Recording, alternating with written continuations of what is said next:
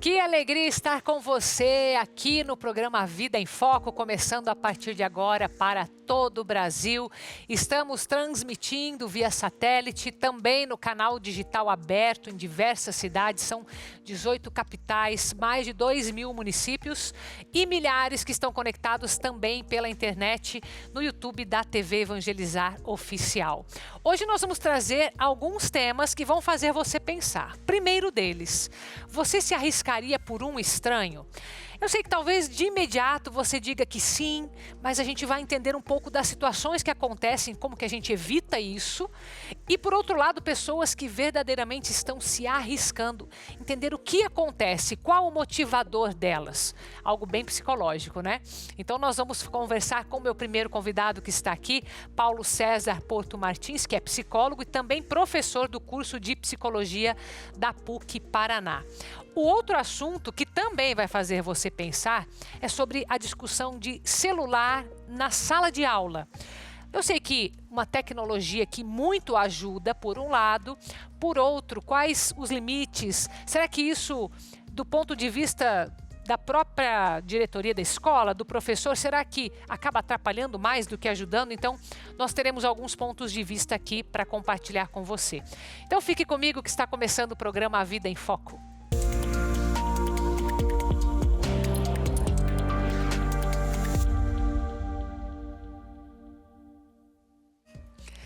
Nós vamos começar com a pergunta: você se arriscaria por um estranho? Carol, mas o que você quer dizer exatamente com isso? Então, para te dar uma noção do que significa esse se arriscar por um estranho, eu não estou falando de nada que é feito por um bombeiro, por um policial, não, estou falando de cotidiano. Então, a gente preparou esse vídeo para você ver algumas situações em que eu e você poderíamos nos envolver para ajudar as pessoas. Acompanhe comigo.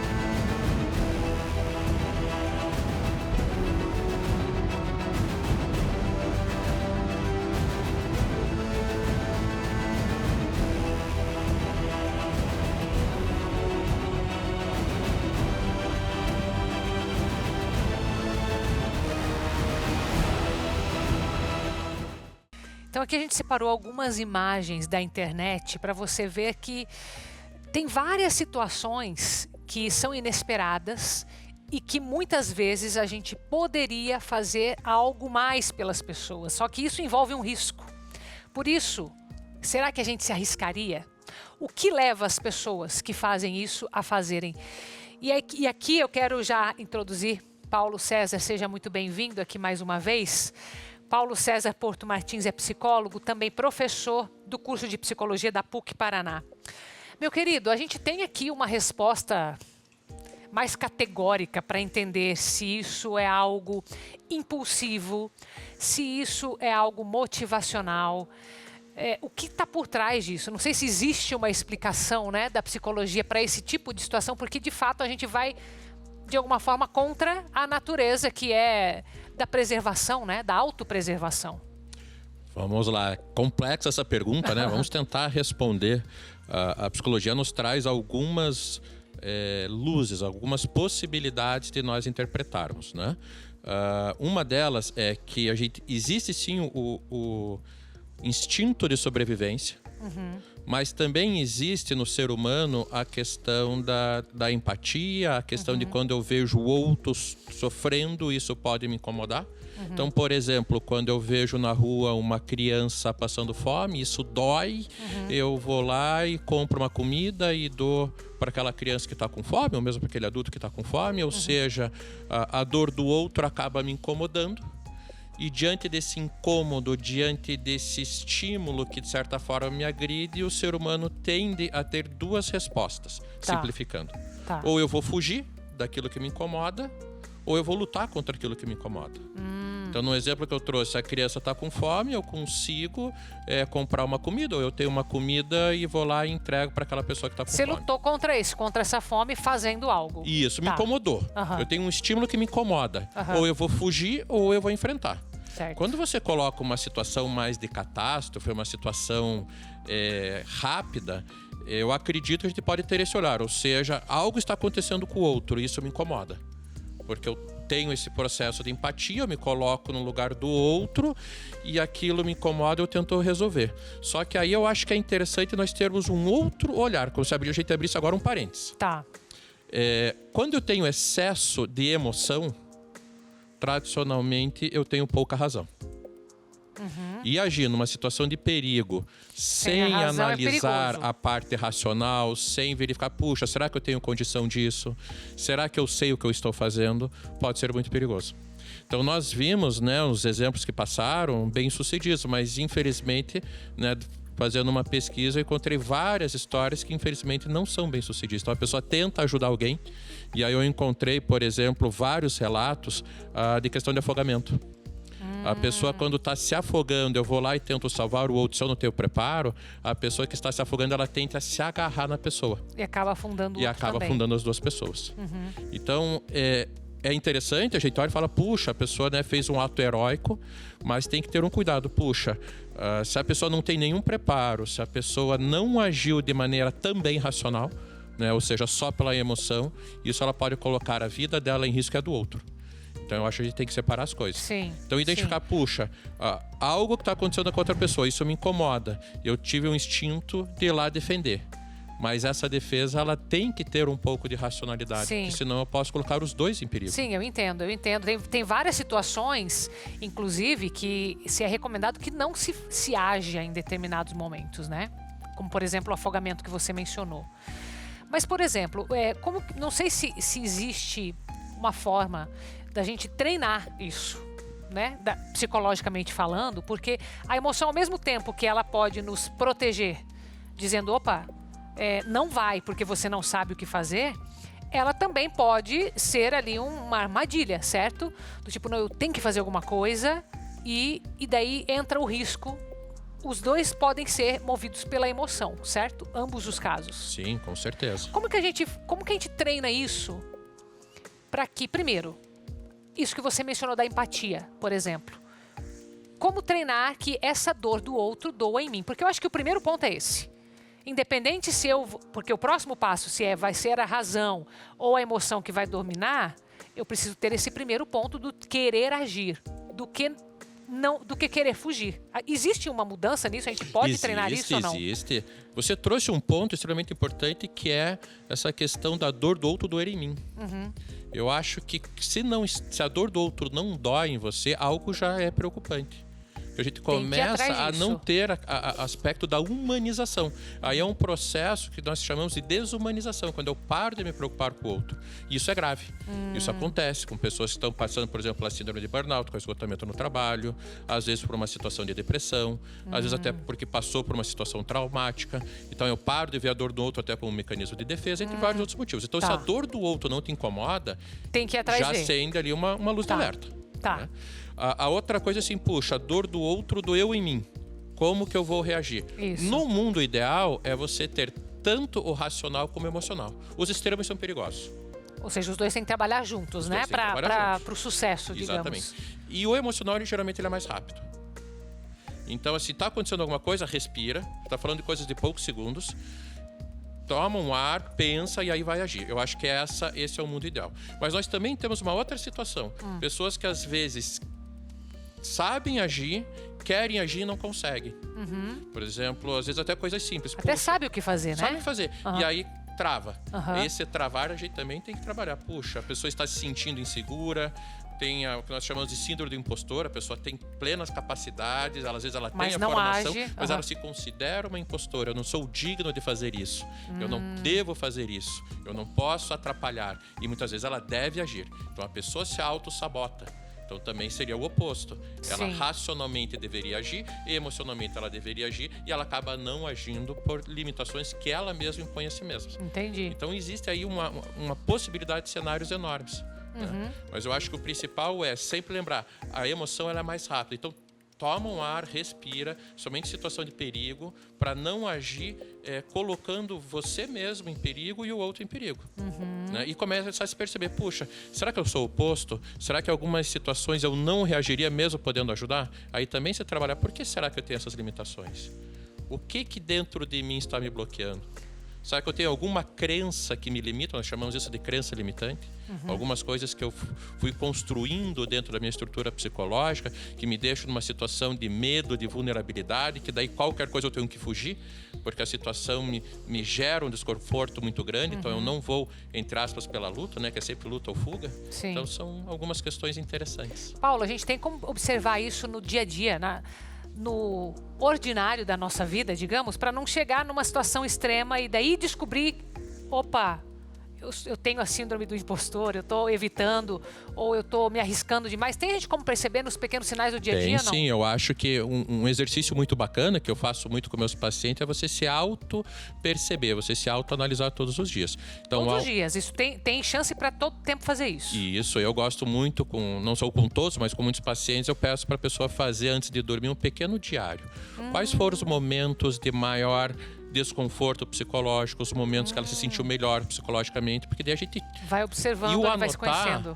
O anotar, a gente tira desse mundo abstrato das ideias e traz para a concretude. Olha que interessante. Sim. E no escrever a gente também vai refletir sobre aquilo.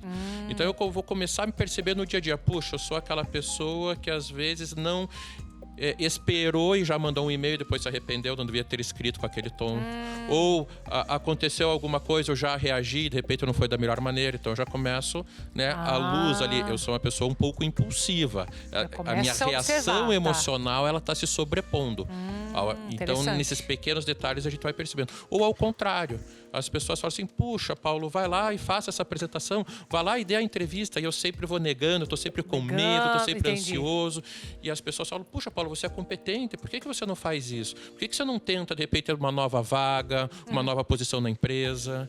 Por que você não assume tais tarefas? Por que você deixa... Ou seja, as outras pessoas percebendo e você... Isso, as pessoas falam. Não tanto. Então é questão de, será que eu estou percebendo? Ou será que muitas vezes eu coloco como se fosse uma venda? Não importa o que os outros falam, não importa, né, o que o mundo está querendo trazer para mim. Legal. Por isso que esse exercício de reflexão é interessante. Puxa, o que as pessoas falaram? O que eu senti? O que me incomodou? No que eu senti prazer? O que me fez feliz durante o dia? Então é um exercício simples, né? Todas as pessoas podem fazer. Sim. Lógico, se você está num processo de terapia, aí você leva isso para terapia e você... Fica mais consistente, né? É o material para se trabalhar, mas mesmo para quem não faz terapia, fica aí uma sugestão. Isso nos ajuda a nos entendermos mais e nos entendermos mais vai facilitar, né, tanto nessas situações de emergência como em outras esferas da vida. Com certeza, muito bom. Muito obrigada, meu querido, por vir aqui com a gente. Eu que agradeço. Sempre bem-vindo. Bom, então agora vamos para um próximo intervalo para falar sobre o uso do celular nas escolas, entender os prós e os contras. Então volte aqui comigo, saímos com imagens de Ji-Paraná, em Rondônia, canal 31 TV Evangelizar presente em Rondônia. Ji-Paraná é o segundo município mais populoso do estado e fica a 373 quilômetros da capital, Porto Velho. Já eu volto.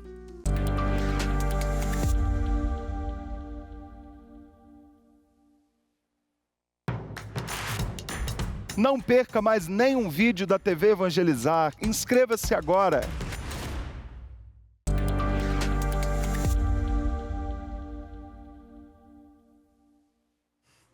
De volta com você que me acompanha de todo o Brasil e chamando especial atenção para esse testemunho que nós recebemos. São milhares que a gente recebe aqui na Associação Evangelizar é Preciso, mas esse veio lá de Goiás, Goiânia. Acompanhe comigo. Escute esse testemunho. Eu me chamo Joceni Luiza Gonçalves, Escute. sou de Goiânia, Goiás. Escute. Venho testemunhar uma graça muito grande que eu recebi de Jesus das Santas Chagas. Eu tinha um filho que era envolvido no mundo das drogas. As E drogas. com as orações, as novenas, as orações com o Padre Reginaldo, o salmo orante, meu filho foi libertado. Meu filho hoje em dia nem bebida de álcool meu filho não bebe. Assim, o homem que ele se tornou. Tudo eu agradeço. Primeiramente Jesus das Santas Chagas e o Padre Reginaldo Manzotti, que é uma pessoa abençoada que foi enviada na minha vida para me tirar da depressão, porque eu tinha perdido minha mãe, minha tia, um primo suicidou, um sobrinho foi assassinado e perdi meu esposo. Meu Deus. E eu vivia na depressão. Muitas fui curada. perdas. Para honra e glória do Senhor, estou curada. Graça alcançada, graça testemunhada. Eu toco o sino, sacristão. Toca, sacristão. Só quem passou ou passa por uma situação dessa sabe o que é ver um filho, um parente sair das drogas e sair da depressão consequentemente, porque adoece a pessoa nas drogas e adoece a família junto. Louvado seja Deus. Joceni, de Goiânia, Goiás. Olha, é uma notícia boa por um lado, mas quanta batalha espiritual em torno das drogas, não é? Eu digo isso porque aqui no programa Vida em Foco nós trazemos diariamente especialistas de diversos assuntos. Psicologia é um dos que a gente aborda bastante, saúde, educação, e a gente sabe que precisamos de tudo isso para combater as drogas. Mas não é só nisso que a gente tem que ficar. Nós precisamos elevar o nosso espiritual e por isso entra a Associação Evangelizar é Preciso, levando pelos meios de comunicação a pessoa de Jesus Cristo. Tem algumas lutas que a gente só combate com jejum e oração. Você já viu essa passagem, não já? Então a gente tem essa missão como obra evangelizar, de entrar na sua casa, na casa das famílias e o maior número possível de famílias para combater isso. Então você provavelmente, infelizmente, conhece pessoas que estão envolvidas com drogas, seja pelo uso, seja porque estão envolvidas no tráfico.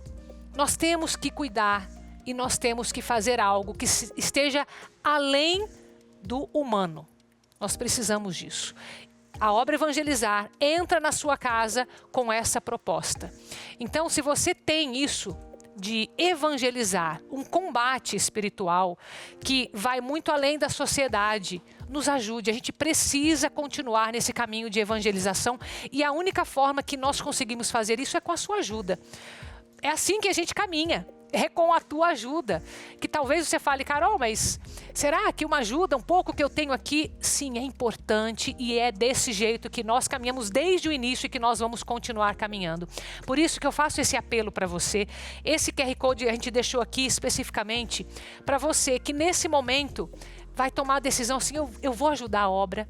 Eu sei quão importante é combater não só as drogas, tantas batalhas que nós temos, e a gente faz isso pelos meios de comunicação. Você vê por esse testemunho como isso é possível, porque para Deus tudo é possível e com a sua ajuda nós continuamos evangelizando. Então muito obrigado a você que vai fazer esse Pix no momento e que vai nos ajudar. E esse assunto que a gente vai falar agora tem alguma relação, tá? Não diretamente. A gente vai falar sobre o uso de celular. Claro, se sabe que muitos desses usos, hoje em dia se fala com vício parecido com drogas, mas não, eu quero aqui entender do especialista agora o uso em sala de aula, porque a tecnologia, a gente não vai demonizar aqui a tecnologia, né, gente? Porque ela é muito útil para muita coisa, mas até que ponto, né, que isso se torna um caminho aberto, até que ponto que a gente também tem que colocar os limites. Então, muito obrigada, meu querido Haroldo, por vir aqui falar desse tema. Haroldo Andrigueto Júnior, que é vice-presidente do Cinep Paraná. Obrigada. Carol, muito obrigado pela abertura. É um prazer imenso estar aqui nesse programa e nessa TV de tão grande repercussão. Muito obrigado. Não, eu que agradeço, porque assim, a gente fica... Eu sei que tem escolas que já até falam, poucas, não entra com o celular em sala de aula, né? ou que se o aluno leva, tem que deixar num cantinho, mas não é a realidade da maioria. Por quê? Porque os próprios pais querem ter o contato com o filho, ou às vezes vai fazer um trabalho, se usa da tecnologia. Então eu quero entender essa dinâmica na sala de aula, primeiro, do ponto de vista assim, como que os alunos se comportam frente a isso? Eles sabem dizer não para o celular na hora que precisa prestar atenção no professor? Como você vê isso, meu querido? Carol, mais uma vez é um prazer estar aqui e quero dizer para você que a tecnologia chegou nas escolas, as escolas reagiram de maneira diferente. Por isso que hoje a gente vê tantos comportamentos diferentes. Vou te dar só um exemplo. Vamos lá. Né?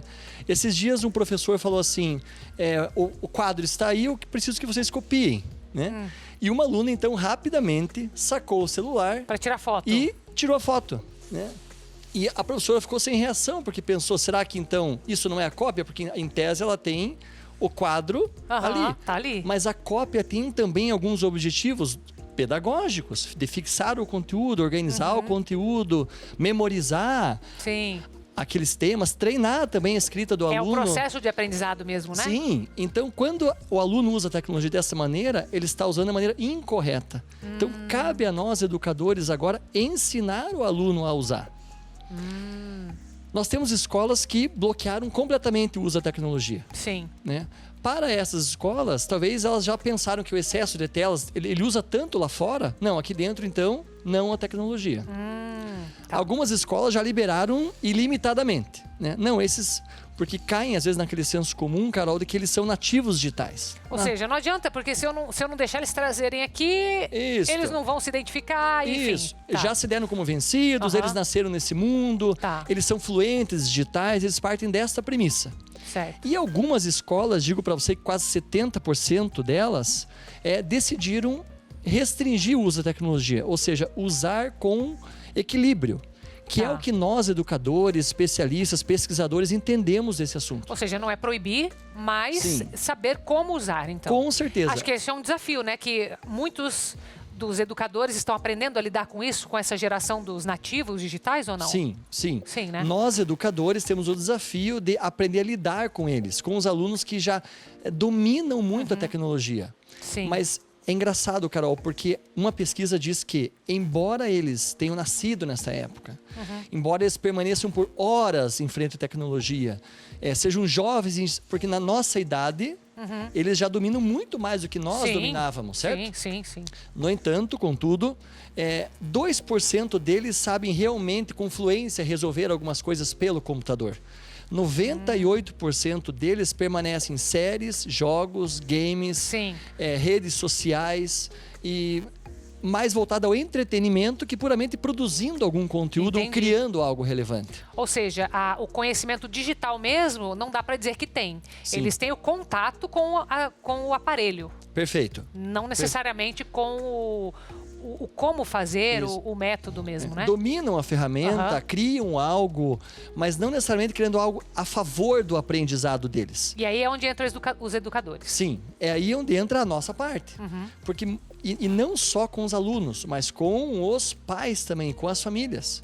É nítido que todo e qualquer encaminhamento que se faz às crianças, jovens, adolescentes hoje em relação às telas, não só sobre o tempo de telas, porque hoje no Brasil, infelizmente, o tempo de telas é muito maior do que a Sociedade Brasileira de Pediatria pede.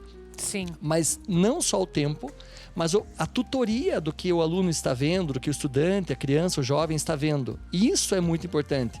Será que o pai sabe o que ele anda vendo naquelas redes sociais? Sabe que esse número, eu já pensei bastante a respeito dele e muito se fala de que talvez seja por conveniência que os pais deixam, mas eu não acredito nisso na maioria dos casos. Eu acho que ainda falta, como você está falando que é uma adaptação, falta saber mesmo como lidar com isso, porque é uma dificuldade dos pais também. Tá, eu vou monitorar. Como que monitora em cada idade? Porque, claro, tem a recomendação, olha, não dá tela antes dos 2 anos, tem tudo isso, né? Mas muitos pais erram, muitos vão querer acertar no meio do caminho, às vezes essa criança já cresceu um pouco mais, ou seja, os desafios ficam mais difíceis, mas também falta o que fazer, né? O como fazer. Como que você vê isso, essa interação escola e casa, que eu sei que é uma parceria, que não adianta nada a escola ter os limites, em casa não tem. Como que se trabalha isso? tem uma gestão que lidera todas, quando se fala em educação de pais e filhos, que é a gestão pelo exemplo. A partir do momento que o pai começa a controlar mais o seu uso de telas, ele passa a interagir mais com o filho. Certo. Ganhar a atenção do filho, o olhar do filho, né? A interagir com ele com brincadeiras mais offline que online. Esse é um primeiro passo. Sair um pouco e ir Sair para o um mundo pouco real, você digamos. das telas e ir para o mundo real. Tá. Infelizmente, muitas famílias têm trocado um jantar tranquilo, né, uma recepção de uma visita tranquila, deixando o filho a cargo das telas, o que hoje chega a ser um crime. É porque os algoritmos estão prontos para pegar o seu filho de bandeja. Sim. Né, e Se levá-lo... pega os adultos, né? Imagina as crianças. Sim, e levá-lo a comprometimento de sono, de visão, de postura, de miopia, né? Muitas vezes, de ansiedade, de aprendizagem. Então, eu penso às vezes, será que os pais, se eles soubessem o quão perigoso que é como deixá-lo solto em meio a marginal, a uma grande avenida, né? É o risco que ele corre estando solto ali naquelas redes sociais. Sim. Será que eles deixariam? Então, a grande ensinamento nesse momento seria gestão pelo exemplo e depois uma tutoria simples dos conteúdos que ele anda vendo, históricos, conversas, tempos de tela, tira um pouco. Não seria o caso de complicar a coisa, de você tem que saber o método. Não é criar um método, é mais simples e mais... prático. Existem aplicativos que fazem isso para as famílias. Controlam o tempo, te dão relatórios de conteúdos acessados. Funcionam bem. Mas para aquela família que não deseja ir a tanto, o simples monitoramento, controle e atenção ao filho já vai dar um passo gigantesco. Quando você fala monitoramento, só para deixar prático para o pessoal, seria o que? É acessar junto para ver o que ele está vendo, é olhar, pedir o celular. Como faz isso? Estar por perto. É estar por perto. É como se fosse uma sala de cinema, tá todo mundo vendo o filme, então... Né? Ou enquanto ele acessa, você passa por ele e vê, olha, deixa eu ver o que você está fazendo, o que você está acessando, de tempo em tempo você vai até perto dele, conversa com ele, com quem está falando, o que você está vendo. E orientar aquilo que não for apropriado, pedir para não falar, daí as correções. Vídeos sobre o que é muito interessante como as crianças replicam conteúdos vistos na internet. Então eles passam a adotar pontos de vista sobre o mundo, linguagem. Sim, com base naquilo ali. Isso, com base naquilo que eles estão vendo ali. Então você acaba expondo ele a algo muito sério. Sim. E você sabe que a educação de pais e filhos, ela é de valores, ela é em profundidade. Sim. Então, na medida que você deixa naquele conteúdo muitas vezes raso, você submete a uma educação muito fria. Sim. Muito perigosa, né? Perigosa. Com certeza. Muito boa a nossa conversa, Haroldo. Obrigada Prazer por ter vindo aqui. Prazer, imagina. Obrigada pela tua disponibilidade mesmo. Eu até acredito, Carol, que nesse ponto com a família, a escola não deveria ter uma simples parceria. Eu defendo que a escola deveria ter uma aliança com os pais. Ou a gente entra junto com os pais nisso e adota na escola também algo mais restritivo, no sentido a tecnologia vai ser útil para quê, então? Para um jogo gamificado, para um jogo colaborativo, para uma pesquisa. Deixar claro, uma né? pesquisa muito maior. Nós vamos ver coisas que a gente não via antes. Sim. Né? Porque a tecnologia nos permite isso. Né? Nós vamos brincar com a inteligência artificial, mas sempre a favor do aprendizado, com uma intenção pedagógica. Sim. E não no sentido de permitir a cópia do quadro, por exemplo, usar a tecnologia a favor da escola. Isso sim seria algo muito avante. Sim, com certeza. Muito bom. Muito obrigada, viu? Mais uma vez. Prazer. Gente, você que tá aí, a gente tá falando de emoção. Qual que é a emoção que você sente quando você percebe que não consegue mais fazer as coisas que você gosta, hein? Aquele crochê que você fazia, mas que a visão agora já não tá mais ajudando. A televisão que estava clarinha, agora parece que tem uma fumaça aí na sua vista, não é verdade? O celular aqui pertinho ou o celular lá longe.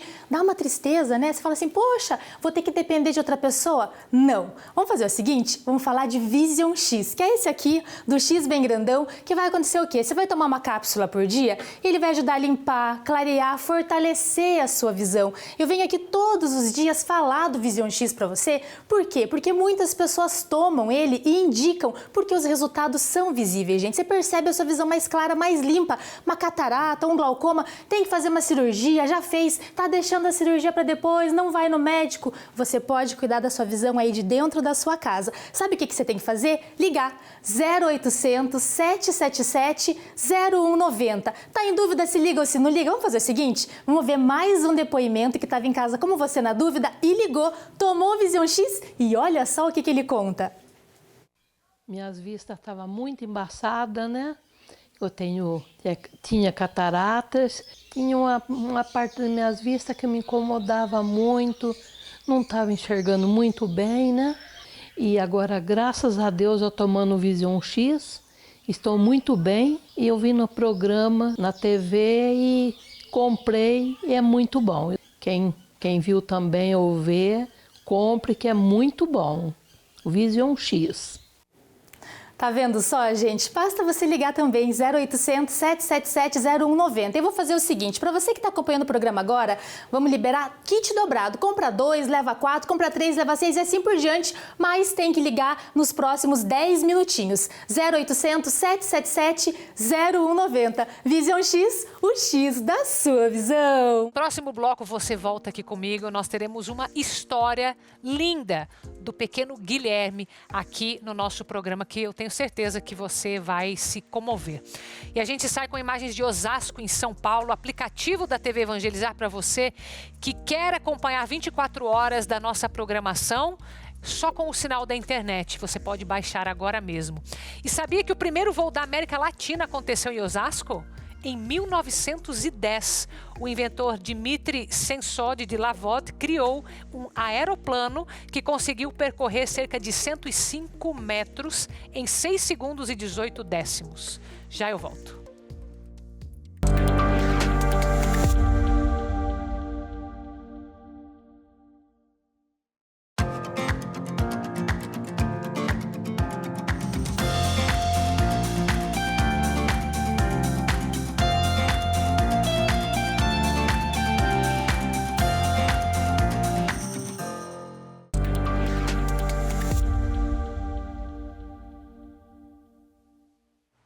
Estou de volta com você de todo o Brasil para já mostrar para você uma história lindíssima, um testemunho. O Guilherme já está aqui com a mãe dele, mas antes tem um recado para você, preste atenção. Prazer estar aqui com você, Carol. Boa tarde a todos vocês que assistem nesse momento. Já imaginou você ter livre acesso a mais de 150 países sem ter que se preocupar com visto? Sem ter que esperar a burocracia que é para fazer um passaporte aqui no Brasil, por exemplo? Com o passaporte vermelho, o passaporte italiano, você consegue.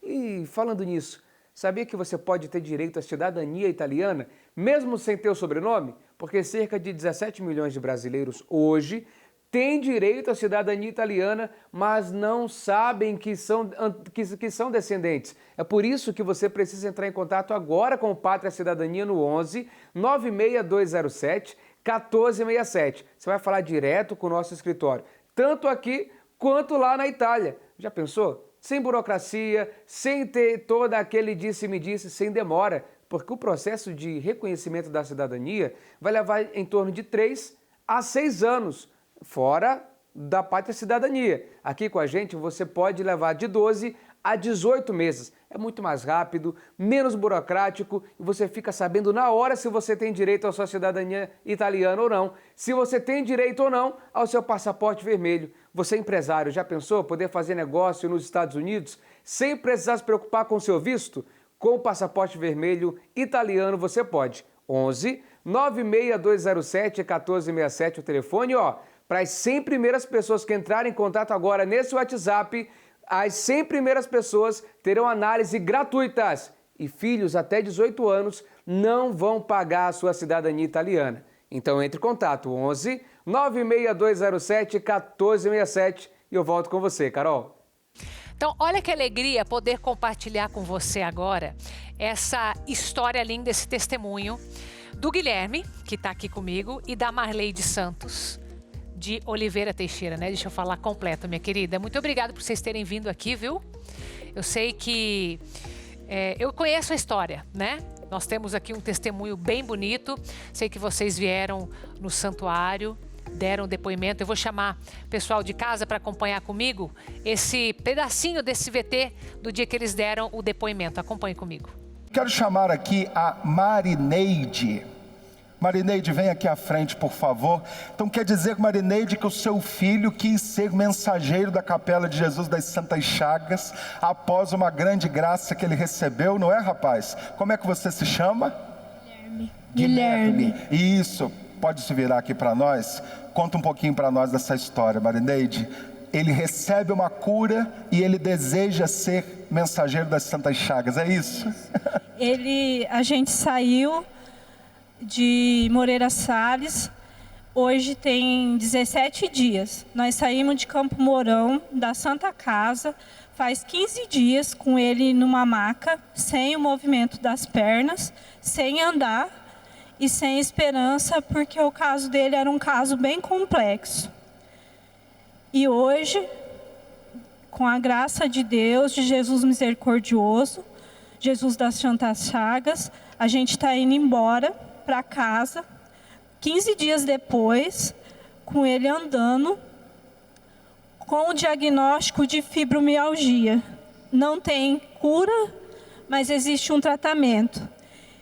E eu sou muito grata a Deus por tudo, por o grande milagre que Ele fez na vida dele e na vida da minha família. Porque eu vi meu filho perdendo os movimentos das pernas e eu não conseguia um médico que pudesse atender ele e descobrir o que estava acontecendo. E aqui, graças a Deus, a gente conseguiu e está indo embora para casa com ele bem e andando. Minha Nossa Senhora. E aí vocês trazem um desejo de serem mensageiros. Veio dele o desejo de ser mensageiro da capela? Veio de você, rapaz? Faz tempo que ele tem o desejo de ser o mensageiro da capela, que ele quer a capela. E hoje a gente está levando a capelinha e ele vai ser mensageiro. Ele é coroinha. Oh, meu Deus. Tem um desejo no coração dele de ser sacerdote. E se for da vontade de Deus, ele vai ser. Meu filho, você só me promete uma coisa aqui nesse altar hoje. Que para o resto da sua vida você vai contar essa história para todo mundo. Você me promete isso? Prometo. Oh, meu Deus do céu. Olha, uma coisa eu digo. Não é só você que sai andando depois dessas semanas de recuperação e de cura que Deus te deu. Você está fazendo muita gente voltar a andar hoje também, pelo seu testemunho. Amém? Amém. Você hoje para nós nos revigora e nos faz continuarmos. E esse relato trazido aqui entra na lista dos grandes legados de graça que o Senhor já fez a partir da devoção a Jesus das Santas Chagas. E que hoje então, vai rapaz, caminha, anda, daqui a pouco, né, porque a recuperação vai progredindo, daqui a pouco corre, porque Deus ainda tem grandes promessas para a sua vida, amém? Amém. Vamos aplaudir, gente, bendito seja Deus. Bom, você viu ali um pedacinho da história, minha querida, bem-vinda, obrigada por estar aqui comigo, Guilherme. Obrigada por estar aqui com a gente. Me conta uma coisa. Eu queria entender o seguinte. Você como mãe, minha querida Marleide. Como que é receber uma notícia de diagnóstico que, claro, é a notícia boa. Mas como que é a atenção do antes? É muito difícil. Foram 15 dias, né? 14 dias, 15 dias que você ficou nessa tensão ou foi mais tempo? Foram mais dias. Foram mais ou menos 21 dias. 21 dias que você ficou ali. Na realidade, começou mais de um mês antes. Tá. Com muitas tentativas, levando ele no médico e procurando...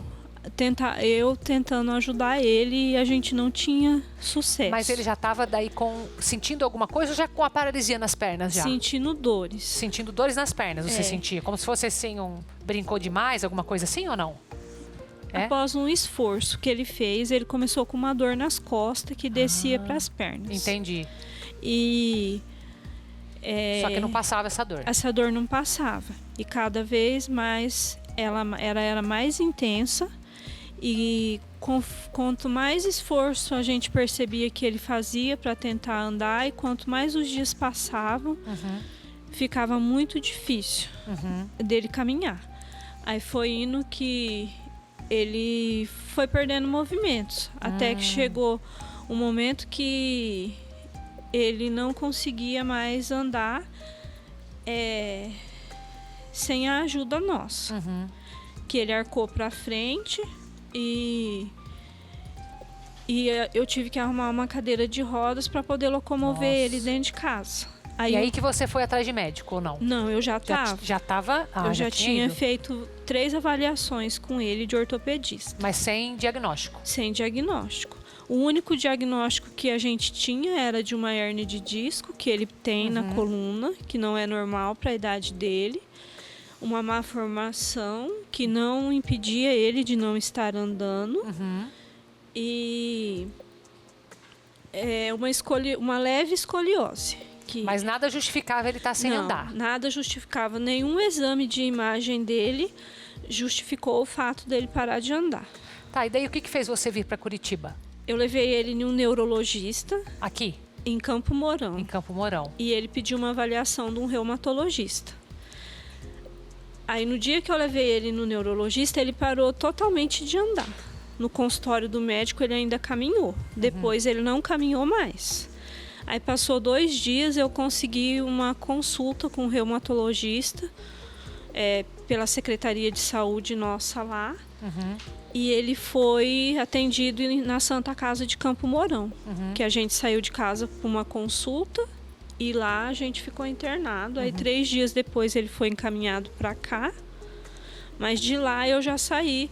A médica da pediatria me disse que o caso dele era bem complexo e que ele tinha uma suspeita de Guillain-Barré, que a ressonância tinha mostrado, e que se não fosse Guillain-Barré, eles não podiam ajudar a gente lá, e que seria muito difícil de descobrir o diagnóstico dele. Então, por isso, eles iam encaminhar ele. E quando que foi o momento que você... Eu sei que você, na missa, deu o teu testemunho, né? De que vai ser padre. Eu escutei. De que você vai ser mensageiro da capelinha. Que momento que você colocou a tua vida nas mãos de Jesus das Santas Chagas? Você teve esse momento ou foi coisa da tua mãe? Como foi? Coisa minha mesmo. Foi coisa tua mesmo? Qual foi o momento? Foi o momento que você parou de andar? Foi antes? Conta pra mim isso. Antes. Antes? Desde que começou a dor. A hora que começou a dor, você já pensou em Jesus das Santas Chagas? Foi? E aí você começou a rezar ou você entregou? O que você fez, Guilherme? Eu entreguei Jesus e comecei a rezar. Olha. Você sabia que ele tinha feito isso ou não? Não. Ele fez no silêncio, no foi? No silêncio. E eu fiz no silêncio também na noite que a gente foi transferido para cá. Ah, vocês também. Então os dois estavam em silêncio fazendo. E você estava confiante ou você estava com medo, Guilherme? Estava confiante? Um pouco confiante, um pouco com medo. Os dois, misturando os dois. Olha.